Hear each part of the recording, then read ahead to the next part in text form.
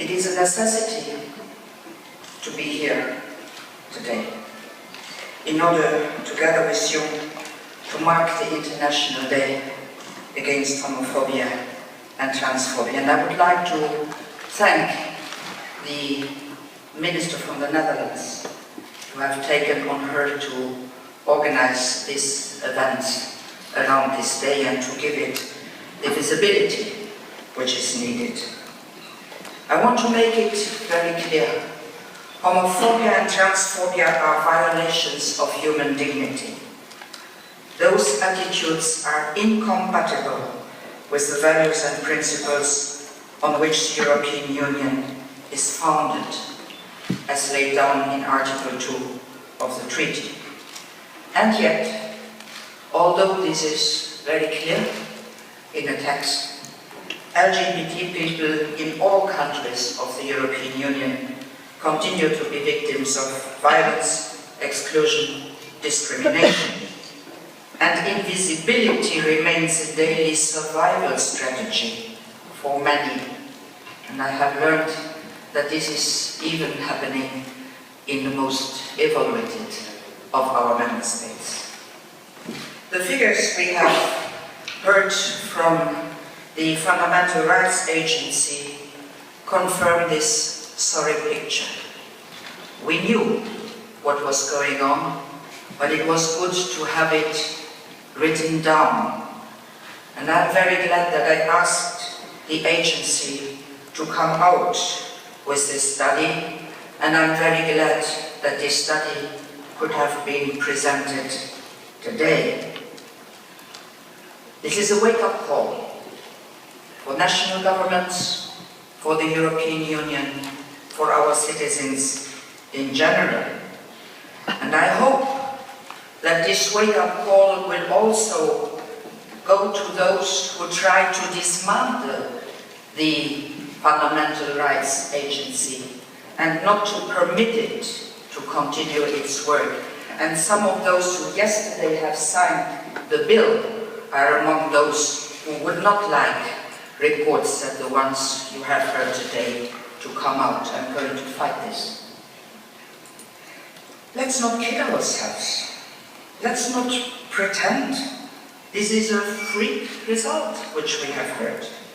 These figures, worrying as they are, confirm the Eurobarometer's result from last year. According to EU citizens, discrimination based on sexual orientation and gender identity is widespread in all member states. And in some member states, even if it is very extremely high, the intolerance is reported in 77% of the national LGBT community is affected Europe-wide. And you know all about the incidents. They are a reality in many countries. Well, it has been said yesterday already during the dinner. Take the debate and the demonstration in France on the marriage for all. Now the debate was intense, both among civil society and in the political arena. Divergent political and social convictions are healthy in a democracy. That's normal. Some agree, some disagree. But what is not normal is the steep rise in reported homophobic incidents and physical violence against LGBT people. Violence against any group is unacceptable in the 21st century. And we have again and again say that and fight that. And this violence is against the law. Also this violence which has been reported in the FRA report. So, what are the member states doing at home to prevent it and to prosecute? The facts are there. What is the action of the security forces?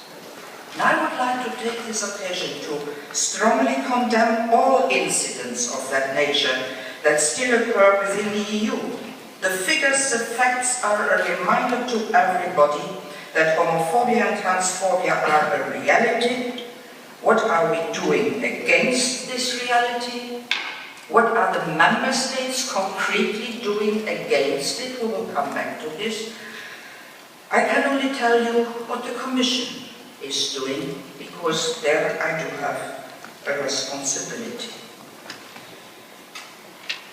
We have come already a long way since 2010, when I took over this dossier, and when the first thing to do was to put on the table of the Commission a roadmap, a to-do list, which we put into practice, step by step, since 2010. Let me speak about the actions. First, concerning EU law. One key achievement of the European Union is the Charter of Fundamental Rights, which since the Lisbon Treaty is legally binding on EU institutions when they propose law and on member states when they implement EU law. And the text is very unambiguous. It prohibits discrimination based on sexual orientation. And it is the role of the European Commission to ensure that this principle is respected everywhere and that it becomes an EU action. And it is also the responsibility of the Commission to ensure that it is upheld in the member states when they implement EU law. This is not theory, this is concrete impact. Let me give you some examples how we get this concrete impact. It is not only the Commissioner who is speaking to you, who sees that this principle is applied in EU law. Because in our roadmap of 2010, we have made it an obligation, horizontally, for all commissioners, that when they propose EU law, they analyze if this EU law is in accordance with the rules as they should be, before the Commission adopts these rules. We have created in 2010 a fundamental rights checklist, which is part of our impact assessment carried out before every proposal, and that means that every one of the commissioners has a role to play when it comes to discriminations, because we are all guardians of the treaty and we all keep a close eye on fundamental rights compliance, not only when we make law, but also during the whole negotiation process, because amendments can come which destroy again the basic rules. I give you now concrete examples. One example where the Commission made sure that the specific concerns of the LGBT people were taken into account is the Qualifications Directive in the area of asylum. This directive now explicitly refers to sexual orientation as a reason for persecution and therefore as a grounds for seeking asylum under EU rules. So this is not blah blah, this is concrete action, this is legal action. Second example, the recently adopted directive on the rights of victims of crime in the EU. Once implemented by the member states, and I hope they will implement it, it will provide specific assistance and protection for people who suffer crime because of their sexual orientation, gender identity, or gender expression. This is inscribed in the legal text, not blah blah. Law. And finally, another example in the area of health, which shows how the Commission has followed up on the fundamental rights commitment during the negotiation phase of EU policy making. The case concerns blood donations. As my colleague Commissioner Tony Borg clearly stated to the members of the European Parliament, the so-called risk rules excluded from donation blood, must be defined in function of concrete personal behavior, but not on the basis of abstract sexual orientation.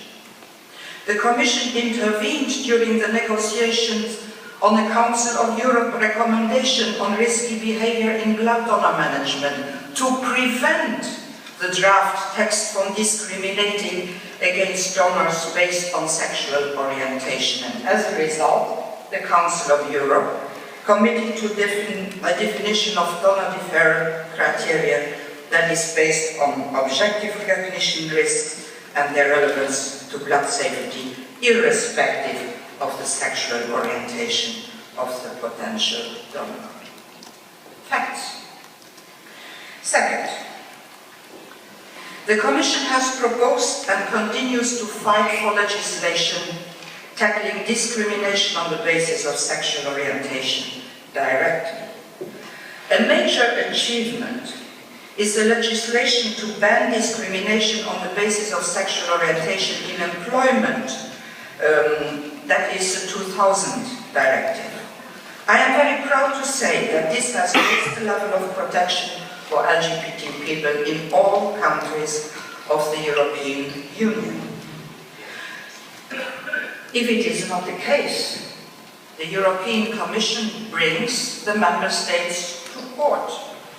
Let me quote the Maruko and Roma judgments of the Court of Justice, which made clear that where same-sex civil partnerships are recognized and globally given the same right as married couples, these partnerships must be treated equally also in terms of employment rights and occupational social security. More recently, the court has addressed homophobic tendencies in football, clearly stating that homophobic statements are discriminatory as a principle. So they do not even require an individual to be targeted. And as you all know, the European Commission proposed a new law in 2008 to extend protection from discrimination on the basis of sexual orientation and other grounds beyond the workplace to areas such as access to goods and services, social protection, education. And as you also very well know, this law requires unanimity in Council. And as you also very well know, it is blocked by some Member States in Council. Now I find the signatures of some of those Member States on the ministerial declaration of yesterday. That gives me the hope that things are going to change and that the governments are not going to do here the contrary of what they do at home. There's hope that things are becoming better. Let's have a look if it really is the case. The European Commission has taken Member States to court where the respect for fundamental rights of LGBT persons in the implementation of EU law was at stake. I give you concrete examples. Asylum applications based on the claims of prosecution on grounds of sexual orientation. A Member State, Czech Republic, applied undignified and intrusive testing to verify such claim. The testing was conducted under the pseudo-scientific label of phallometric tests. The Commission threatened action before the court. The practice has been stopped. In another Member State, Lithuania, the Commission intervened under the EU rules on audiovisual services against broadcast restrictions on homosexuality. It would have been a real discrimination based on sexual orientation. We managed to stop the thing. We have also been active as regards the right to free movement, making sure that citizens can fully enjoy their rights no matter what their sexual orientation is, because free movement is one of the most important and most cherished EU principles, and I say it here in the Netherlands, and I said it this morning also to the government. It is therefore imperative that LGBT persons and their family members can exercise their right to free movement in the Union. That is why we intervened many times. Let me just give you one example.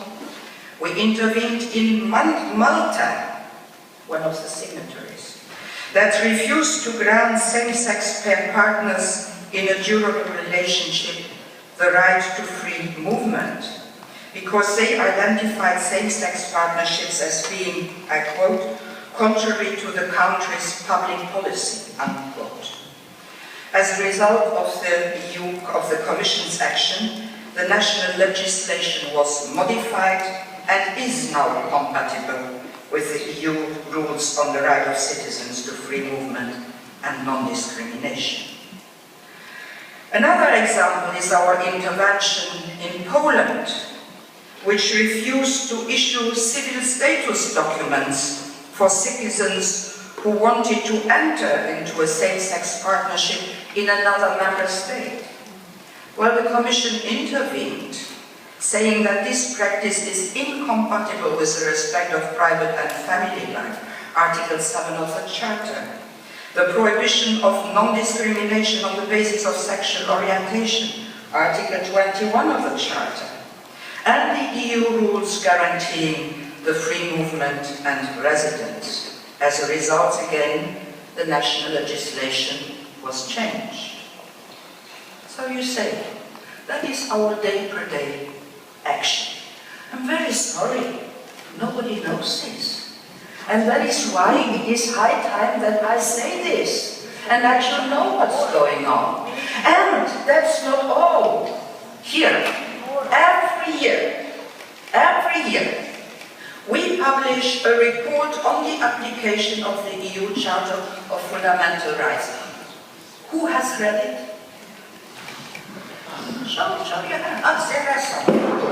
So, read the last one, because I could continue for two hours now. But here you have what is being done on this in the annual reports on the application of the EU Charter of Fundamental Rights. It's the third one this year, by the way. Read it, because you will see what are the concrete actions in order to put in practice the roadmap we have developed in 2010. And I think we have already managed to change a great deal of practices which were completely illegal according to the European treaties. Of course, and you are right, legislation alone is not enough. In order to fully protect LGBT people from discrimination and to promote equality, we have to challenge the stereotypes and change the attitudes. And this means to stand up and to make your voice heard when circumstances might not be favorable. This means lending your voice and support where authorities try to hamper, for instance, the gay pride parades. Well, I spoke up. I didn't make myself popular with many governments doing that, but why did I speak up? Because for me, gay pride parades are not about parties, music and spectacle. They are a litmus test for the openness of the society. And in parallel, and in a more long-term perspective, the European Commission supports actions across Europe to raise awareness of discrimination and to promote diversity and equality. And we need here a vibrant civil society, able to fight for the rights. It is an indispensable component for eradicating discrimination, and that is why the European Commission has been supporting NGOs and their work to promote equal rights for LGBT people in Europe. And we will continue to do so. And I hope that you will all lobby with those governments who like to cut the funds so that we continue to support those NGOs. And I hope that those who have signed the ministerial bill yesterday will stand up in their governments when their governments want to cut the funding which permits the funding of Europe to the NGOs. Because I think it is important to continue to work at that and to work grassroots, to have the financial assistance as well as the seminars where best practices are exchanged. And by the way, the very first of those seminars took place here in Den Haag. And then I have heard, while I was sitting there also, remarks about what Europe is doing outside of Europe. Are we with such policies confining ourselves only to the EU borders? If those are our values, do we also be vocal when those values are not handled rightly outside Europe? We are active in the international arena, in bilateral as well as multilateral fora such as United Nations. The EU will soon adopt new guidelines for its external activities to promote and protect the human rights by LGBT people in third countries. We will focus on discriminatory laws and policies, especially in those states which still criminalize same-sex relations. We are particularly concerned about the LGBT-phobic violence which undermines the most basic human rights principle, and we will also in third countries actively support civil society and governmental initiatives that monitor cases of violence, educate law enforcement personnel, combat impunity, and seek assistance and redress for victims of such violence. Now, ladies and gentlemen, I have given you a very small resume of what we are doing. But I am very happy that I am not going to do it alone anymore, because now the ministers have woken up and they want to help us to go ahead. And I hope that actions will follow, because actions, look, public authorities must speak up and must condemn and actively fight against discriminating phenomena. This includes, and listen to what I say because it's very important, this includes ensuring that any alleged acts are promptly investigated and, when necessary, that perpetrators of such acts are brought to justice. That is how justice should function in a national state. Now, I hope that at least those who have signed the bill yesterday, those ministers, will encourage their ministers of justice and their governments to encourage national prosecutors and investigators to fight against the criminal actions which are taking place. Because if I read well the text which you have presented to us, the LGBT people think that this is not happening, and they do not dare come out and complain, because they say we are going to be victimized a second time. Now do something in your member state that this stops, please. It is not for the European Union to make national judicial systems function. That is a subsidiarity responsibility.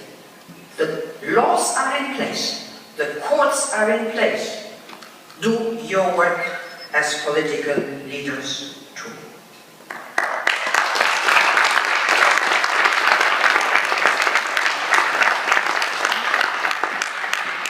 Our common strategy must be to ensure that our actions make a difference. To make sure that we implement and properly apply what has been agreed. The Victims' Crime Directive, the existing Non-Discrimination Directive, that we deblock this Non-Discrimination Directive which is on the table since such a long time, And the Commission will not let its guard down in reminding Member States of their obligations under EU law, even if I do not make myself very popular with this behavior. The Commission will keep up its commitment to fight homophobia and to promote equality for LGBT people in Europe and beyond. We have already well advanced on our roadmap since 2010, and we will continue to do so. In short, you can count on me, and I know that at least I can count on those who are in the group here. Thanks.